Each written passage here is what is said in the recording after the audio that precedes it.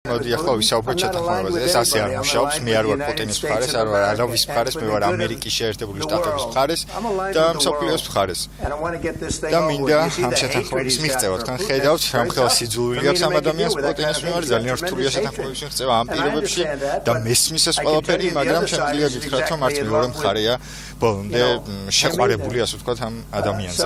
პირველ რიგში, ომის დროს ყველას აქვს პრობლემები, თქვენც კი, მაგრამ თქვენ გაქვთ ძალიან დიდი ოკეანე და ამას ახლა ვერ გრძნობთ, მაგრამ მომავალში აუცილებლად იგრძნობთ. არ გველაპარაკოთ იმაზე, ჩვენ რას ვიგრძნობთ მომავალში. არ გეუბნებით ამას ნამდვილად. მე უბრალოდ ჩემს პოზიციას ვაჟღერებ. თქვენ არ იმყოფებით ახლა იმ პოზიციაში, რომ გვიკარნახოთ ჩვენ რას ვიგრძნობთ მომავალში. ჩვენ ძალიან კომფორტულად ვიქნებით მომავალში, ძალიან კარგად და ძლიერად.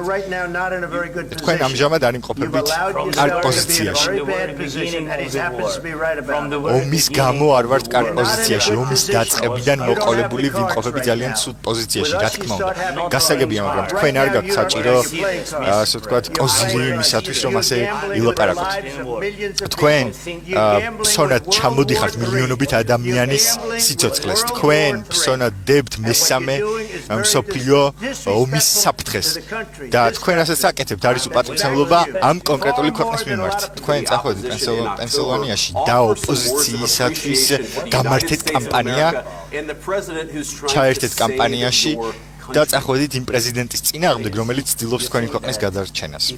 თქვენ ფიქრობთ, რომ თუ ამაღლა ისაუბრებთ უკრაინის ომის შესახებ, ის არ საუბრობს ხოლმე. თქვენი ქვეყანა არის ძალიან ცუდ სიტუაციაში. თუ შეიძლება დამასრულებინეთ, თქვენი ქვეყანა არის ძალიან ცუდ სიტუაციაში. მე ვიცი, თქვენ ვერ მოიგებთ ამ ომს. ბატონო პრეზიდენტო, ჩვენ ვრჩებით ჩვენს ქვეყანაში, ჩვენ ვიბრძვით. ომის დასაწყისიდან ჩვენ ვიყავით მარტო და მე ნამდვილად ვარ მადლიერი დახმარებისათვის.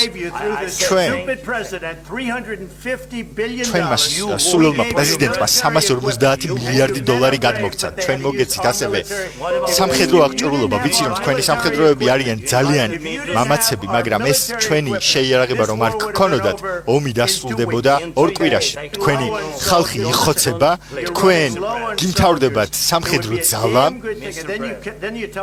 და ამის შემდეგ მეუბნებით, რომ ცეცხლის შეწყვეტა არ მინდა. ცეცხლის შეწყვეტას ვერ მოვაწერ ხელს და მინდა რომ განვაგრძო ეს პროცესი. თუ ცეცხლის შეწყვეტის პროცესი თქვენი ჩართულობით მოხერხდება ახლა, ეს აუცილებლად უნდა გააკეთოთ. ბატონო პრეზიდენტო, პატივისცემით გეუბნებით, ჩემი აზრით ეს არის პატივცემლობის გამოხატვა, მოდიხართ ოვალურ ოფისში, მედიის წინაშე და ასეთი ტონით საუბრობთ. მგონი საკმარისი მოვისმინეთ. ჩვენ გავხდით ფაქტობრივად უპრეცედენტო შეხვედრის მონაწილეები, მსმენელები. მე ყოველ შემთხვევაში არ მახსოვს ასეთი დავა ჟურნალისტების თვალწინ თეთრ სახლში შეხვედრის შემდეგ პრეზიდენტმა ტრამპმა და ვიცე-პრეზიდენტმა ჯეი დი ვენსმა საქმე გაურჩიეს პრეზიდენტ ზელენსკის.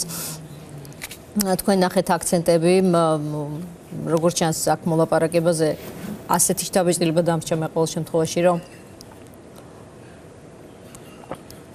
ყველაფერი არ წარიმართა ისე, როგორც ამერიკულ მხარეს უნდოდა. უკაცრავად